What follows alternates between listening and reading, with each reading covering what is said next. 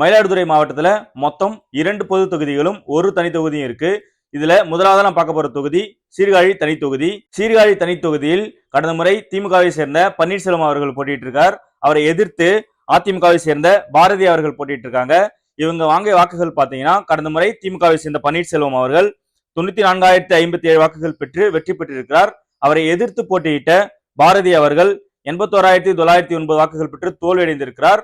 So தற்போதைய சூழல்ல சீர்காழி தனி தொகுதிக்கு தேர்தல் வந்தா மக்கள் யார் பக்கம் நிக்கிறாங்கன்னா திமுக 41%, அதிமுக 40%, பாட்டாளி மக்கள் கட்சி 6%, தமிழக வெற்றிக் கழகம் 6%, நாம் தமிழர் கட்சி 3%, தேமுதிக 2%, மற்றவை 2%. அதாவது தற்போதைய சூழல்ல சீர்காழி தனி தொகுதிக்கு தேர்தல் வந்தா இந்த தொகுதி ஒரு இழுபறியான தொகுதியா இருக்கிறதுக்கான வாய்ப்புகள் அதிகமா இருக்கு. ஏன்னா ஒரு சின்ன மார்ஜின் தான் இங்க திமுகவுக்கும் அதிமுகவுக்கும் இருக்கு.